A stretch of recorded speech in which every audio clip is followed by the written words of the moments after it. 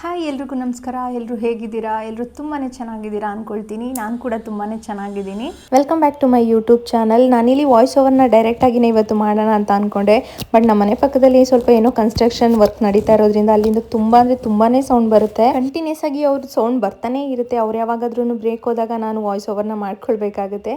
So ಹಾಗಾಗಿ ಕೆಲವೊಂದಷ್ಟು ಕ್ಲಿಪ್ಪಿಂಗಿಗೆ ನಾನು ಬ್ಯಾಕ್ಗ್ರೌಂಡ್ ವಾಯ್ಸ್ನ ಮಾಡಿದ್ದೀನಿ. ಇನ್ನು ತಿಂಡಿ ಎಲ್ಲ ಮುಗೀತು. ತಿಂಡಿ ಎಲ್ಲ ಮುಗಿಸ್ಕೊಂಡು ಎಲ್ಲರೂ ಆಫೀಸ್ಗೆ ಹೋದ್ಮೇಲೆ ನಾನು ನನ್ನ ಮತ್ತೆ ದಿನಚರಿ ಕೆಲಸಗಳು ಏನೇನಿರುತ್ತೆ ಅದನ್ನೆಲ್ಲ ಮಾಡ್ಕೊತಾ ಇರ್ತೀನಿ. ಇನ್ನು ಕೆಲಸಗಳೆಲ್ಲ ಮುಗಿದ್ಮೇಲೆ ಇವತ್ತು ಹೆಲ್ದಿ ಡ್ರಿಂಕ್ ಅಂತ ಹೇಳಿ ಏನು ಮಾಡ್ಕೊಂಡಿರಲಿಲ್ಲ. ತಿಂಡಿ ಎಲ್ಲ ಆದಮೇಲೆ ಸರಿ ಅದನ್ನೇ ಏನಾದರೂ ಮಾಡ್ಕೊಳ್ಳೋಣ, ಅದನ್ನೇ ವ್ಲಾಗ್ ಮಾಡೋಣ ಅಂತೇಳಿ ಮಾಡ್ಕೊತಾ ಇದ್ದೀನಿ. ಮನೆಯಲ್ಲಿ ಸ್ವಲ್ಪ ಪಿಸ್ತಾ ಕೂಡ ತೊಗೊಂಬಂದಿದ್ದು ಜಾಸ್ತಿನೇ ಇತ್ತು. ಅದನ್ನೆಲ್ಲ ಬಿಡಿಸಿಟ್ಕೊಂಡು ಅದರಿಂದನೇ ಇವತ್ತು ಏನಾದರೂ ಒಂದು ಹೆಲ್ದಿ ಡ್ರಿಂಕ್ನ ಮಾಡ್ಕೊಳ್ಳೋಣ ಅಂತ ಹೇಳಿ ಪಿಸ್ತಾ ಹಾಲನ್ನ ಮಾಡ್ಕೊಳ್ತಾ ಇದ್ದೀನಿ.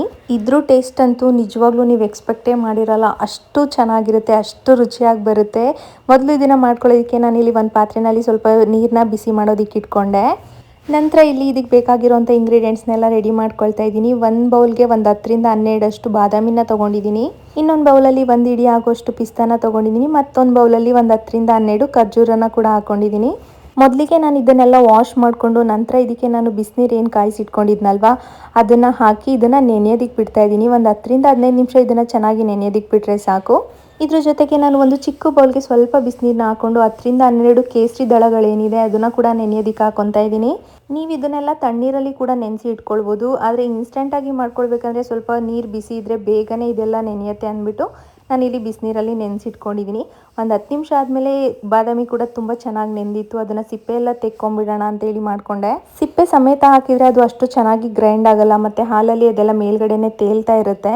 ಸೊ ಹಾಗಾಗಿ ಸಿಪ್ಪೆನೆಲ್ಲ ತೆಗೆದು ಹಾಕ್ಕೊಂಡ್ರೆ ತುಂಬಾ ಚೆನ್ನಾಗಿ ಬಾದಾಮಿ ಕೂಡ ಹಾಲು ಬಿಟ್ಕೊಳ್ಳೋದ್ರಿಂದ ಟೇಸ್ಟ್ ಚೆನ್ನಾಗಿ ಬರುತ್ತೆ. ಇದು ಈಸಿಯಾಗಿ ಸಿಂಪಲಾಗಿ 4ರಿಂದ 5 ಇಂಗ್ರೀಡಿಯೆಂಟ್ಸಲ್ಲೇ ರೆಡಿ ಆಗಿಬಿಟ್ಟಿರುತ್ತೆ. ಇವಾಗ ಪಿಸ್ತಾ ಎಲ್ಲ ಚೆನ್ನಾಗಿ ನೆಂದಮೇಲೆ ನೀರನ್ನೆಲ್ಲ ನಾನು ಶೋಧಿಸ್ಕೊಂಡು ಅದನ್ನು ಇವಾಗ ಮಿಕ್ಸರ್ ಜಾರ್ಗೆ ಹಾಕ್ಕೊಳ್ತಾ ಇದ್ದೀನಿ. ಬಾದಾಮಿನ ಕೂಡ ಅಷ್ಟೇ ನೀರನ್ನೆಲ್ಲ ಶೋಧಿಸಿ ಸಿಪ್ಪೆನೆಲ್ಲ ತೆಗೆದು ಜಾರ್ಗೆ ಹಾಕ್ಕೊಂಡೆ. ಖರ್ಜೂರ ಏನಿದೆ ಅದನ್ನು ನಾವು ನೀರಲ್ಲಿ ಏನು ನೆನೆಸಿಟ್ಟಿರ್ತೀವಿ ಅದು ನೀರು ಸಮೇತನೇ ಹಾಕ್ಕೊಳ್ಬೇಕಾಗತ್ತೆ. ಯಾಕಂದರೆ ಅದು ಆಲ್ರೆಡಿ ನೆನೆಸಿರೋದ್ರಿಂದ ಅದ್ರ ಸ್ವೀಟ್ನೆಸ್ ಎಲ್ಲ ನೀರಲ್ಲಿ ಮಿಕ್ಸ್ ಆಗಿರೋದ್ರಿಂದ ನಾನು ನೀರು ಸಮೇತನೇ ಹಾಕ್ಕೊಂಡು ಸ್ವಲ್ಪ ನೀರನ್ನ ಹಾಕ್ಕೊಂಡು ಇದನ್ನು ನುಣ್ಣಗೆ ಗ್ರೈಂಡ್ ಮಾಡ್ಕೊಳ್ಬೇಕಾಗತ್ತೆ. ಪೇಸ್ಟ್ ರೀತಿಯಲ್ಲಿ ಇದು ರೆಡಿ ಆಗಬೇಕು. ಇದು ಕಂಪ್ಲೀಟು ಪೇಸ್ಟ್ ರೀತಿಯಲ್ಲಿ ರೆಡಿ ಆದರೆ ಹಾಲು ಕುಡಿಯೋದಕ್ಕೆ ತುಂಬಾ ಚೆನ್ನಾಗಿರುತ್ತೆ. ತರಿಯಾಗಿದ್ದರೆ ಅಷ್ಟು ಟೇಸ್ಟ್ ಬಿಟ್ಕೊಳ್ಳಲ್ಲ. ಸೊ ಹಾಗಾಗಿ ನುಣ್ಣಗೆ ರುಬ್ಕೊಂಡಿದ್ದೀನಿ. ಇದನ್ನು ಗ್ರೈಂಡ್ ಎಲ್ಲ ಮಾಡ್ಕೊಂಡಾದ್ಮೇಲೆ ಒಂದು ಪಾತ್ರೆಗೆ ಹಾಲನ್ನ ಹಾಕ್ಕೊಂಡು ನಾರ್ಮಲಾಗಿ ನಾವು ಕಾಫಿ ಟೀಗೆಲ್ಲ ಏನು ಹಾಲನ್ನ ಬಳಸ್ಕೊತೀವಲ್ವ ಅದೇ ಹಾಲನ್ನ ಹಾಕ್ಕೊಂಡು ಸ್ವಲ್ಪ ನೀರು ಹಾಕ್ಕೊಂಡು ಅದನ್ನು ಬಿಸಿ ಮಾಡ್ಕೊಳ್ಳೋದಕ್ಕೆ ಇಟ್ಕೋಬೇಕು. ಅದು ಚೆನ್ನಾಗಿ ಬಿಸಿಯಾಗಿ ಕಾದಾದ ನಂತರ ನಾವು ಗ್ರೈಂಡ್ ಮಾಡಿಟ್ಟಿರುವಂಥ ಪೇಸ್ಟ್ ಏನಿದೆ ಪಿಸ್ತಾದೆಲ್ಲ ಅದನ್ನು ಕೂಡ ಹಾಕ್ಕೊಂಡು ಸ್ವಲ್ಪ ಜಾರನ್ನ ತೊಳ್ಕೊಂಡು ನೀರನ್ನ ಕೂಡ ಸೇರಿಸ್ಕೊತಾ ಇದ್ದೀನಿ. ಪೇಸ್ಟ್ನ ಮಿಕ್ಸ್ ಮಾಡಿದ ನಂತರ ಇದನ್ನು ಚೆನ್ನಾಗಿ ಮಿಕ್ಸ್ ಮಾಡ್ಕೊಳ್ಬೇಕಾಗುತ್ತೆ. ಒಂದು ಮಿಕ್ಸ್ ಆದ ನಂತರ ಇದಕ್ಕೆ ನಾನು ಕೇಸರಿನ ನೀರಿನಲ್ಲಿ ನೆನೆಸಿಟ್ಟಿದ್ನಲ್ವ ಅದನ್ನು ಕೂಡ ಸೇರಿಸ್ಕೊಂಡು ಇದನ್ನು ಚೆನ್ನಾಗಿ ಕುದಿಯೋದಕ್ಕೆ ಬಿಡ್ತೀನಿ. ಒಂದು 10 ನಿಮಿಷ ಇದು ಚೆನ್ನಾಗಿ ಬೆಂದರೆ ಸಾಕು. ಇದು 10 ನಿಮಿಷ ಕುದಿಯೋಷ್ಟರಲ್ಲೇ ಸ್ವಲ್ಪ ಗಟ್ಟಿಗಾಗುತ್ತೆ. ಹಾಗಾಗಿ ಇಲ್ಲಿ ತೆಳ್ಳಗೆ ಕಾಣಿಸ್ತಾ ಇದೆ. ಇದು ಸ್ವಲ್ಪ ಕುದಿ ಹತ್ತದ ನಂತರ ಇದು ಸ್ವಲ್ಪ ಗಟ್ಟಿ ಕೂಡ ಆಗುತ್ತೆ. ಅದಾದಮೇಲೆ ನಾವು ಇದನ್ನು ಸ್ಟವ್ನ ಆಫ್ ಮಾಡಿಕೊಂಡು ನಮ್ಮ ಇಷ್ಟದ ಡ್ರೈ ಫ್ರೂಟ್ಸ್ ಏನಿದೆ ಅದನ್ನು ನೀವು ಮೇಲ್ಗಡೆ ಸೇರಿಸ್ಕೊಂಡು ಇದನ್ನು ಕುಡಿಬೋದು. ಇನ್ನು ಸ್ವೀಟ್ಗೆ ಅಂತೇಳಿ ನಾನಿಲ್ಲಿ ಸಕ್ಕರೆನಾಗಲಿ ಬೆಲ್ಲನಾಗಲಿ ಏನನ್ನೂ ಬಳಸಿಲ್ಲ. ಯಾಕಂದರೆ ಖರ್ಜೂರನೇ ನಾನು ಒಂದು 10ರಿಂದ 12 ತೊಗೊಂಡಿದ್ರಿಂದ ಇದು 3 ಗ್ಲಾಸಷ್ಟು ಹಾಲನ್ನ ನಾನು ಪ್ರಿಪೇರ್ ಮಾಡ್ಕೊಂಡಿದ್ದೆ. ಅದಷ್ಟಕ್ಕೆ ಅದು ಸಿಹಿ ಕರೆಕ್ಟಾಗಿ ಆಗಿತ್ತು. ಈ ಪಿಸ್ತಾ ಹಾಲು ನೋಡೋದಕ್ಕೆ ಎಷ್ಟು ಕಲರ್ಫುಲ್ಲಾಗಿ ಕಾಣಿಸ್ತಾ ಇದೆಯೋ ಕುಡಿಯೋದಕ್ಕೆ ಕೂಡ ಅಷ್ಟೇ ರುಚಿಯಾಗಿತ್ತು. ತುಂಬ ಅಂದರೆ ತುಂಬಾ ಟೇಸ್ಟಿಯಾಗಿತ್ತು. ಮಕ್ಕಳಿಗೆ ಹಾಲು ಕುಡಿಯಲ್ಲ ಅಂತ ಹೇಳೋರಿಗೆ ಮತ್ತು ಡ್ರೈ ಫ್ರೂಟ್ಸ್ನೆಲ್ಲ ಹಾಗೆ ತಿನ್ನಲ್ಲ ಅಂತ ಹೇಳೋರಿಗೆ ನೀವು ಈ ರೀತಿ ಹಾಲನ್ನ ಮಾಡಿ ಕೊಡ್ಬೋದು. ಅವ್ರಿಗೆ ಕೂಡ ತುಂಬಾ ಇಷ್ಟ ಆಗುತ್ತೆ.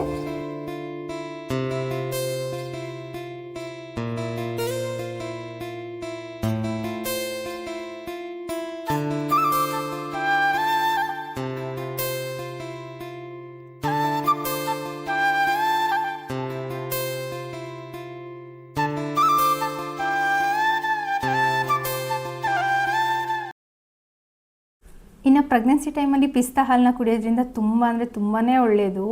ಇನ್ನು ಪಿಸ್ತಾ ಪ್ರಯೋಜನಗಳೇನು ಅಂತಂದರೆ ಇದರಲ್ಲಿ ಪ್ರೋಟೀನ್ ಇದೆ, ಹಾಗೆಯೇ ವಿಟಮಿನ್ ಬಿ ಕಾಂಪ್ಲೆಕ್ಸ್ ಕೂಡ ಇದೆ, ಹಾಗೆಯೇ ಒಮೆಗಾ 3 ಫ್ಯಾಟಿ ಆ್ಯಸಿಡ್ಸ್ ಇರೋದ್ರಿಂದ ಇದು ಮಗುವಿನ ಮೆದುಳಿನ ಬೆಳವಣಿಗೆಗೆ, ಅಂಗಾಂಶಗಳ ಬೆಳವಣಿಗೆಗೆ, ಸ್ನಾಯುಗಳ ಬೆಳವಣಿಗೆಗೆ ಕೂಡ ಇದು ತುಂಬಾ ಹೆಲ್ಪ್ ಆಗುತ್ತೆ. ಇನ್ನು ಪಿಸ್ತಾದಲ್ಲಿ ಐರನ್ ಕಂಟೆಂಟ್ ಹಾಗೆಯೇ ತಾಮ್ರದಂಥ ಅಗತ್ಯ ಅಂಶಗಳಿರೋದ್ರಿಂದ ಇದು ನಮ್ಮ ರಕ್ತಹೀನತೆಯನ್ನು ತಡೆಗಟ್ಟೋಕ್ಕೆ ತುಂಬಾ ಹೆಲ್ಪ್ ಆಗುತ್ತೆ. ಹಾಗೆಯೇ ರಕ್ತಹೀನತೆಯನ್ನು ತಡೆಗಟ್ಟಕ್ಕೆ ಇದು ತುಂಬಾ ಹೆಲ್ಪ್ ಆಗುತ್ತೆ. ಇದರಿಂದ ನಮ್ಮ ಕೆಂಪು ರಕ್ತ ಕಣಗಳನ್ನ ಕೂಡ ನಾವು ಜಾಸ್ತಿ ಮಾಡ್ಕೊಳ್ಬೋದು. ಇದರಿಂದ ನಮ್ಮ ಹಿಮೋಗ್ಲೋಬಿನ್ ಲೆವೆಲ್ನ ಮ್ಯಾನೇಜ್ ಮಾಡ್ಕೊಳ್ಳೋಕ್ಕೆ ತುಂಬಾ ಹೆಲ್ಪ್ ಆಗುತ್ತೆ. ಇನ್ನು ಪಿಸ್ತಾದಲ್ಲಿ ಮೆಗ್ನೀಷಿಯಮ್ ಆಗಿರ್ಬೋದು, ಪೊಟ್ಯಾಷಿಯಮ್ ಆಗಿರ್ಬೋದು, ಇಂಥ ಅಂಶಗಳಿರೋದ್ರಿಂದ ನಮ್ಮ ಬ್ಲಡ್ ಪ್ರೆಷರ್ನ ಕೂಡ ಇದು ಮ್ಯಾನೇಜ್ ಮಾಡೋದಕ್ಕೆ ತುಂಬಾ ಹೆಲ್ಪ್ ಆಗುತ್ತೆ.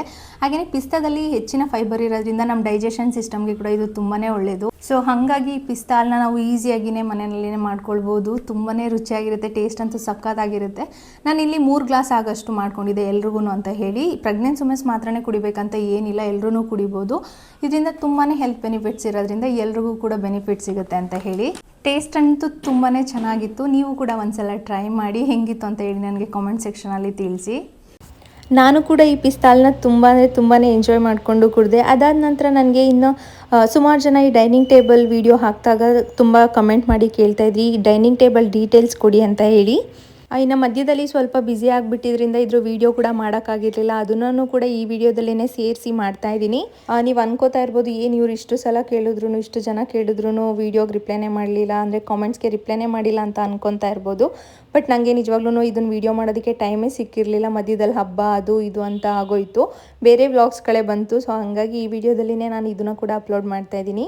ಇದನ್ನು ನಾವು ರೀಸೆಂಟಾಗಿಯೇ ಪರ್ಚೇಸ್ ಮಾಡಿದ್ದು. ಇವಾಗ 1 ತಿಂಗಳೂ ಆಗಿಲ್ಲ ಅನಿಸುತ್ತೆ ನಾವು ಇದನ್ನು ತೊಗೊಂಡು ಬಂದು. ಇದು ಬಂದು 4 ಸೀಟರ್ ಡೈನಿಂಗ್ ಟೇಬಲು. ನಮಗೆ 4 ಸೀಟರೇ ಸಾಕು ಅಂತ ಅನಿಸಿ ನಾವು ಇದನ್ನೇ ತೊಗೊಂಡಿದ್ದು. ನೀವೇ ನೋಡ್ತಾ ಇರ್ಬೋದು, 4 ಕಡೆ ಎಲ್ಲೆಲ್ಲಿ ಚೇರ್ಸ್ ಬರುತ್ತೆ ಅಲ್ಲಿ ಈ ರೀತಿ ವರ್ಕ್ನ ಕೊಟ್ಟಿದ್ದಾರೆ. ಮಧ್ಯದಲ್ಲಿ ಪ್ಲೇನ್ ವುಡ್ನ ಕೊಟ್ಟಿದ್ದಾರೆ. ಈ ರೀತಿ ಕಾರ್ನರಲ್ಲಿ ಕೂಡ ಕೆಳಗಡೆ ವರ್ಕ್ನ ಕೊಟ್ಟಿದ್ದಾರೆ. ಮತ್ತು ಚೇರ್ಗೆ ಕೂಡ ಅಷ್ಟೇ, ನಾವು ಹೊರಕೊಳ್ಳೋ ಸೈಡಲ್ಲಿ ಈ ರೀತಿ ಪಿಕ್ಚರ್ಸ್ನ ಕೆತ್ತಿದ್ದಾರೆ. ಇನ್ನು ಫಿನಿಶಿಂಗ್ ಆಗಿರ್ಬೋದು, ವುಡ್ ಆಗಿರ್ಬೋದು, ಪ್ರತಿಯೊಂದೂ ಫಿನಿಶಿಂಗ್ ತುಂಬಾ ಚೆನ್ನಾಗಿ ಬಂದಿದೆ. ಕ್ವಾಲಿಟಿ ಕೂಡ ಚೆನ್ನಾಗಿದೆ, ವುಡ್ ಕ್ವಾಲಿಟಿ. ಇನ್ನು ನಾನು ಚೇರ್ಸ್ಗಳದ್ದು ಯಾವುದೂ ಇನ್ನೂ ಕವರ್ ರಿಮೂವ್ ಮಾಡಿರಲಿಲ್ಲ. ವೀಡಿಯೋ ಮಾಡೋದಕ್ಕೆ ಅಂತ ಹೇಳಿ ಇದು 1 ಚೇರ್ನ ನಾನು ರಿಮೂವ್ ಮಾಡಿ ತೋರಿಸ್ತಾ ಇದ್ದೀನಿ. ಯಾಕಂದರೆ ಸುಮ್ಮನೆ ಜೋರಾಗಿ ಪುಷ್ ಮಾಡಿದಾಗೆಲ್ಲ ತಾಗಿ ಸ್ಕ್ರ್ಯಾಚಸ್ ಆಗುತ್ತೆ ಅಂದ್ಬಿಟ್ಟು ನಾನು ಅದನ್ನೆಲ್ಲ ಕ್ಲಾತ್ ಹಾಕೋವರೆಗೂ ಹಂಗೆ ಇರಲಿ ಅಂತ ಹೇಳ್ಬಿಟ್ಟು ಕವರ್ನೆಲ್ಲ ಇನ್ನೂ ನಾನು ರಿಮೂವ್ ಮಾಡಿಲ್ಲ. ಇನ್ನು ಸೆಂಟರ್ ಆಫ್ ದ ಟೇಬಲಲ್ಲಿ ಈ ರೀತಿ ನಮಗೆ ಓಪನ್ ಸ್ಪೇಸ್ನ ಕೊಟ್ಟಿದ್ದಾರೆ. ಗ್ಲಾಸ್ನ ಮೇಲ್ಗಡೆ ಹಾಕಿರೋದ್ರಿಂದ ಅದು ಕೂಡ ಕವರ್ ಆಗಿರುತ್ತೆ. ನನಗೆ ಗ್ಲಾಸ್ ಫಿನಿಶಿಂಗ್ ಇರೋದೇ ಬೇಕಾಗಿತ್ತು ಡೈನಿಂಗ್ ಟೇಬಲು. ಯಾಕಂದರೆ ಮೇಂಟೈನ್ ಮಾಡೋದಕ್ಕೆ ಕೂಡ ತುಂಬಾ ಈಸಿಯಾಗಿರುತ್ತೆ. ಮತ್ತು ವುಡ್ಗೆಲ್ಲ ನೀರು ಬಿದ್ದರೆ ಬೇಗ ಹಾಳಾಗುತ್ತಲ್ವ. ಸೊ ಹಾಗಾಗಿ ಮೇಲ್ಗಡೆ ಗ್ಲಾಸ್ ಫಿನಿಶಿಂಗ್ ಇದ್ದರೆ ಸ್ವಲ್ಪ ನೀರು ಬಿದ್ದರೂ ಏನೂ ಆಗಲ್ಲ, ನಾವು ಕ್ಲೀನ್ ಮಾಡಿಕೊಂಡು ಮ್ಯಾನೇಜ್ ಮಾಡ್ಕೊಳ್ಬೋದು. ಬೇಗ ವುಡ್ ಹಾಳಾಗಲ್ಲ ಅಂದ್ಬಿಟ್ಟು ನಾನು ಈ ರೀತಿ ಡಿಸೈನ್ನ ಸೆಲೆಕ್ಟ್ ಮಾಡಿದೆ. ಇನ್ನು ಇದು ಟಫ್ ಆ್ಯಂಡ್ ಗ್ಲಾಸ್ ಆಗಿರೋದ್ರಿಂದ ನಾವು ಬಿಸಿ ಇಟ್ಟರೂ ಇದು ಏನೂ ಪ್ರಾಬ್ಲಮ್ ಆಗಲ್ಲ, ಏನೂ ಹಾಳಾಗಲ್ಲ ಅಂತ ಹೇಳಿ ನಾನು ಇದನ್ನು ಸೆಲೆಕ್ಟ್ ಮಾಡಿದೆ. ನನಗೆ ಮೇಯ್ನಾಗಿ ಪ್ರೆಗ್ನೆನ್ಸಿ ಟೈಮಲ್ಲಿ ತುಂಬ ಹೊತ್ತು ನಿಂತ್ಕೊಂಡು ಕೆಲಸ ಮಾಡೋದು, ತರಕಾರಿಗಳನ್ನ ಕಟ್ ಮಾಡ್ಕೊಳ್ಳೋದು, ಸೊಪ್ಪುಗಳನ್ನ ಕ್ಲೀನ್ ಮಾಡ್ಕೊಳ್ಳೋದು, ಇದೆಲ್ಲ ತುಂಬಾ ಕಷ್ಟ ಆಗ್ತಿತ್ತು. ಸೊ ಹಾಗಾಗಿ ಇವಾಗ ಈ ಟೇಬಲ್ನ ತೊಗೊಂಬರ್ಬೇಕು ಅಂತ ಅನಿಸಿ ತೊಗೊಂಡು ಬಂದಿದ್ದು.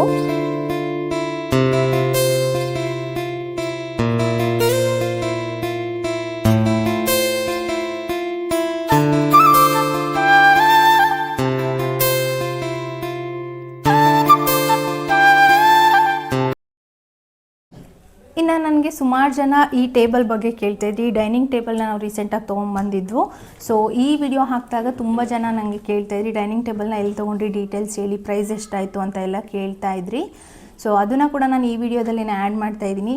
ಈ ಟೇಬಲ್ನ ನಾವು ಇಲ್ಲಿ ಟಿ ದಾಸರಳ್ಳಿಯಲ್ಲಿ ತೊಗೊಂಡಿದ್ದು. ಟಿ ದಾಸರಳ್ಳಿ ಮಾರ್ಕೆಟ್ ಇದೆಯಲ್ವಾ, ಅಲ್ಲಿ ಒಂದು ಲೋಟಸ್ ಫರ್ನಿಚರ್ ಅಂತ ಶಾಪ್ ಇದೆ. ಸೊ ನಾವು ನಮ್ಮ ಮನೆಗೆ ಸೋಫಾ ಕೂಡ ಅಲ್ಲೇ ತೊಗೊಂಬಂದಿದ್ದು. ಈ ಟೇಬಲ್ನ ಕೂಡ ನಾವು ಅಲ್ಲೇ ನೋಡೋಣ ಅಂತ ಹೋದ್ವಿ. ಬಟ್ ನೋಡಿದ ತಕ್ಷಣ ಇಷ್ಟ ಆಯಿತು ಅಂತ ಅಂದ್ಬಿಟ್ಟು ಅಲ್ಲೇ ಫೈನಲೈಸ್ ಮಾಡಿ ತೊಗೊಂಡು ಬಂದುಬಿಟ್ವಿ. ಇದ್ರ ಪ್ರೈಸ್ ಬಂದು ಇದು 4 ಸೀಟರ್ ಬರುತ್ತೆ. ನಾನು ವಿಡಿಯೋದಲ್ಲಿ ಹಾಕಿರ್ತೀನಿ, ಕಂಪ್ಲೀಟಾಗಿ ನೋಡಿ. 4 ಸೀಟರ್ ಬರುತ್ತೆ ಮತ್ತು ಮೇಲ್ಗಡೆಗೆ ಗ್ಲಾಸ್ ಕೂಡ ಬಂದಿದೆ ಇದು ಮೇಲ್ಗಡೆಗೆ. ಸೊ ಹಾಗಾಗಿ ಇದು ನಮಗೆ 22,000 ಏನೋ ಬೀಳುತ್ತೆ ಅಂತ ಹೇಳಿದರು. 4 ಸೀಟರು ವಿತ್ ಗ್ಲಾಸ್ ಎಲ್ಲ ಸೇರಿ 22,000 ಬೀಳುತ್ತೆ ಅಂತ ಹೇಳಿದರು. ಮತ್ತು ಮನೆಗೆ ಡೆಲಿವರಿ ಚಾರ್ಜಸ್ ಅಂತ ಹೇಳಿ ಅವ್ರು ತೊಗೊಂಬಂದು ಎಲ್ಲ ಕೊಟ್ಬಿಟ್ಟು ಹೋಗೋದಕ್ಕೆ ಅವರೊಂದು 300 ರುಪೀಸು ಲೇಬರ್ ಚಾರ್ಜಸ್ ಅಂತ ಏನಾದರೂ ಮಾಡಿದ್ರು.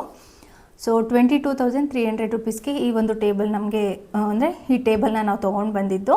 ಇನ್ನು ಇದ್ರ ವುಡ್ ಡೀಟೇಲ್ಸ್ ಬಂದು ಇದು ಇಂಜಿನಿಯರಿಂಗ್ ವುಡ್ ಅಂತ ಹೇಳ್ತಾಯಿದ್ರು ನನ್ನ ಹಸ್ಬೆಂಡು. ನನಗೆ ಅದ್ರ ಅಷ್ಟಾಗಿ ಇನ್ ಡೀಟೇಲಾಗಿ ನಂಗೆ ಅದ್ರ ಬಗ್ಗೆ ಗೊತ್ತಿಲ್ಲ. ಇಂಜಿನಿಯರಿಂಗ್ ವುಡ್ ಅಂತ ಹೇಳಿ ಅವರು ಅವ್ರ ಜೊತೆ ಡಿಸ್ಕಸ್ ಮಾಡುವಾಗ ನಂಗೆ ಗೊತ್ತಾಯಿತು. ಚೆನ್ನಾಗಿದೆ, ಕ್ವಾಲಿಟಿ ವೈಸ್ ತುಂಬಾ ಚೆನ್ನಾಗಿದೆ, ತುಂಬ ವೆಯ್ಟ್ ಇದೆ.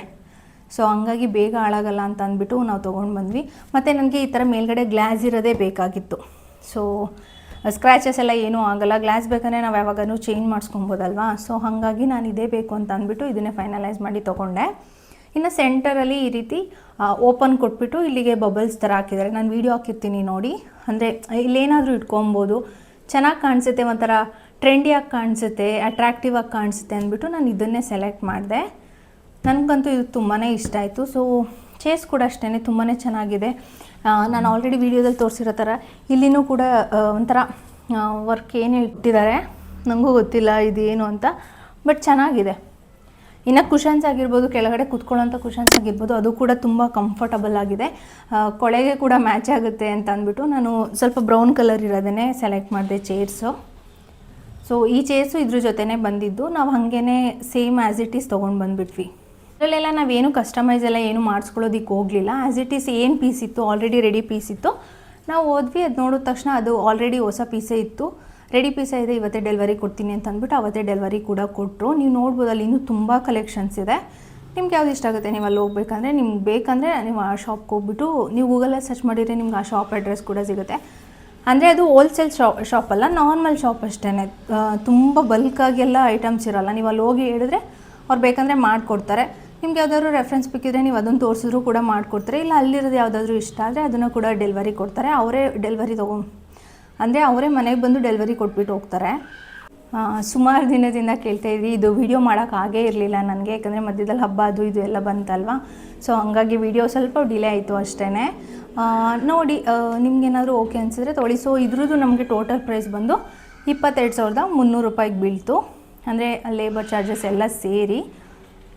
ಇದನ್ನು ನಿಮಗೆ ಅಂದರೆ ನಿಮ್ಮ ಸ್ಟೇರ್ ಕೇಸ್ ಇಡ್ಸಲ್ಲ ಅಂದರೆ ಅವರೇ ರಿಮೂವ್ ಎಲ್ಲ ಮಾಡಿ ಮತ್ತೆ ಮನೆಗೆ ಬಂದು ಅಟ್ಯಾಚ್ ಎಲ್ಲ ಮಾಡಿಕೊಟ್ಟು ಹೋಗ್ತಾರೆ. ನಮ್ಮದೆಲ್ಲ ಆರಾಮಾಗಿ ಬಂತು. ಸ್ಟೇರ್ ಕೇಸ್ ಎಲ್ಲ ಸ್ವಲ್ಪ ಸ್ಪೇಸ್ ಜಾಸ್ತಿ ಇದ್ದಿದ್ದರಿಂದ ಹಂಗೇ ಡೆಲಿವರ್ ಮಾಡೋಕ್ಕೆ ಅವ್ರಿಗೆ ಸಖತ್ ಈಸಿ ಆಯಿತು. ತೊಗೊಂಬಂದು ಮತ್ತು ಇದ್ರೊಳಗಡೆ ಹಾಕಿರೋ ಕಲರ್ ಸ್ಟೋನ್ಸ್ ಏನಿದೆ ಅಲ್ವಾ, ಅದನ್ನು ಕೂಡ ಅವರೇ ತೊಗೊಂಬಂದು ಹಾಕ್ಕೊಟ್ಟಿದ್ದು, ನಾವೇನು ಎಕ್ಸ್ಟ್ರಾ ತೊಗೊಂಬಂದಿಲ್ಲ. ಅದಕ್ಕೆ ಅದನ್ನು ಕೂಡ ಅವರೇ ತೊಗೊಂಬಂದು ಗ್ಲಾಸ್ ಎಲ್ಲ ಅವರೇ ಫಿಕ್ಸ್ ಮಾಡಿಬಿಟ್ಟು ಹೋದ್ರು. ಅಂದರೆ ಇದೇನು ಸ್ಟಿಕ್ ಮಾಡಿಲ್ಲ, ಜಸ್ಟ್ ಹಾಗೆ ಮೇಲೆ ಇಟ್ಟಿರೋದು ಅಷ್ಟೇ. ನಾವು ಬೇಕಂದರೆ ರಿಮೂವ್ ಮಾಡಿಕೊಂಡು ಕ್ಲೀನ್ ಕೂಡ ಮಾಡ್ಕೊಳ್ಬೋದು. ನಮಗೆ ಇಲ್ಲಿ ಈ ಮನೆಗೆ ಜಸ್ಟ್ 4 ಸೀಟರೇ ಬೇಕಾಗಿತ್ತು, ಯಾಕಂದರೆ ತುಂಬ ಸ್ಪೇಷಿಯಸ್ ಆಗೇನಿಲ್ಲ. ಹಾಗಾಗಿ ನಾವು 4 ಸೀಟರೇ ಪ್ರಿಫರ್ ಮಾಡಿದ್ವಿ. ಬಟ್ ಏನಂತಂದರೆ ಈ ಕಡೆ ಕಾರ್ನರಲ್ಲಿ ಕೂಡ ನಾವು ಒಂದು ಚೇರ್ನ ಹಾಕೊಬೋದು ಎಕ್ಸ್ಟ್ರಾ, ಆ ಕಡೆ ಕಾರ್ನರಲ್ಲಿ ಕೂಡ ಒಂದು ಚೇರ್ನ ಹಾಕೊಬೋದು. ಸ್ಪೇಷಿಯಸ್ ಆಗೇ ಇದೆ, ಇದೂ ಕೂಡ ಟೇಬಲ್ ಸ್ಪೇಷಿಯಸ್ ಆಗೇ ಇದೆ. ಆರಾಮಾಗಿ ನಾವು ಇದನ್ನು 6 ಸೀಟರ್ ಥರ ಯೂಸ್ ಮಾಡ್ಕೊಳ್ಬೋದು ಅಂತ ಅನ್ನಿಸ್ತು. ತೊಗೊಂಡು ಬಂದಮೇಲೆ ನಮಗೂ ಅನ್ನಿಸ್ತು. ಕ್ವಾಲಿಟಿ ಎಲ್ಲ ಚೆನ್ನಾಗಿದೆ. ನೀವು ಬೇಕಂದರೆ ಆ ಶಾಪ್ನ ಗೂಗಲಲ್ಲಿ ಸರ್ಚ್ ಮಾಡಿಕೊಂಡು ಹೋಗಿ ಒಂದು ಸಲ ವಿಸಿಟ್ ಮಾಡಿ ನೋಡಿ, ನಿಮ್ಗೆ ಯಾರಾದರೂ ತೊಗೊಬೇಕು ಅಂತ ಇದ್ದರೆ. ಇನ್ನು ಇದಷ್ಟು ಈ ಡೈನಿಂಗ್ ಟೇಬಲ್ ಡೀಟೇಲ್ಸು ತುಂಬ ದಿನದಿಂದ ಕೇಳ್ತಾಯಿದ್ರಿ, ವೀಡಿಯೋನೇ ಮಾಡೋಕ್ಕಾಗಿರಲಿಲ್ಲ. ಸೊ ಹಂಗಾಗಿ ಈ ವಿಡಿಯೋದಲ್ಲೇ ಹೇಳ್ತಾ ಇದ್ದೀನಿ. ಸೊ ಇದಷ್ಟೇ ಇವತ್ತಿನ ವ್ಲಾಗ್ ಕೂಡ. ಈ ವ್ಲಾಗ್ನ ಕೂಡ ಎಲ್ಲ ಎಂಡ್ ಮಾಡ್ತಾಯಿದ್ದೀನಿ. ಆ ಪಿಸ್ತಾ ಮಿಲ್ಕ್ ರೆಸಿಪಿನ ಮಾತ್ರ ನಿಜವಾಗ್ಲೂ ಟ್ರೈ ಮಾಡಿ, ತುಂಬಾ ಟೇಸ್ಟಿಯಾಗಿ ಬಂದಿತ್ತು, ಚೆನ್ನಾಗಿರುತ್ತೆ, ಆರೋಗ್ಯ ಕೂಡ ತುಂಬಾ ಒಳ್ಳೆಯದು. ಇದಷ್ಟೇ ಇವತ್ತಿನ ವ್ಲಾಗ್ ಅಂತ ಹೇಳ್ತಾ ಈ ವಿಡಿಯೋನ ಕೂಡ ಇಲ್ಲೇ ಎಂಡ್ ಮಾಡ್ತಾಯಿದ್ದೀನಿ. Thank you so much for watching. ಇದೇ ರೀತಿ ಸಪೋರ್ಟ್ ಮಾಡ್ತಾಯಿರಿ.